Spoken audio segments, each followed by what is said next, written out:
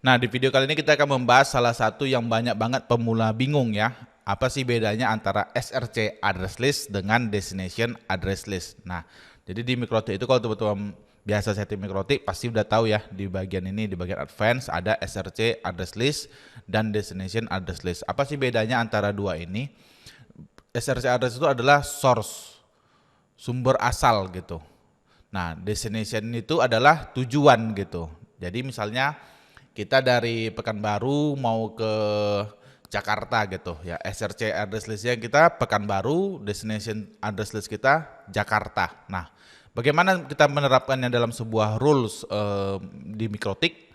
Nah, misalnya teman-teman itu ingin melakukan drop paket yang mengarah ke address list tertentu misalnya.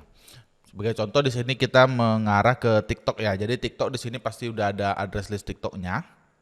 Jadi kalau teman-teman mau nambahin di sini di bagian address list, di sini ada TikTok misalnya, TikTok. Nah, kalau mau nambahin manual cuman seperti ini aja, tambah misalnya kasih aja namanya misalnya apa misalnya.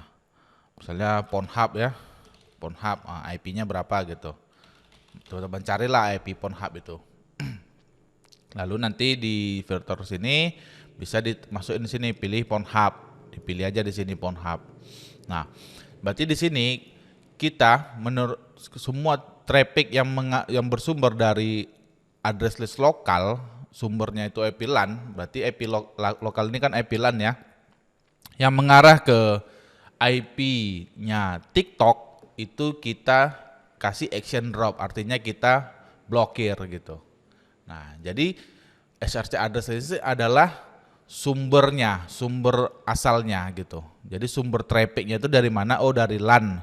Lalu dia mau kemana? Dia itu mau ke arah TikTok gitu. Dia mau buka website TikTok. Nah, itu nggak, kalau kita tidak mengizinkan maka kita bisa kasih drop. Tapi kalau kita mengizinkan kita bisa kasih accept. Oke, itu dia perbedaan antara SRC address list dan destination address list. Kalau teman-teman masih bingung atau kurang paham, gampangnya SRC itu adalah source.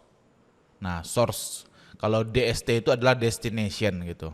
Jadi kayak ya seperti yang saya bilang tadi, misalnya teman-teman itu dari Jakarta mau ke IKN gitu kan.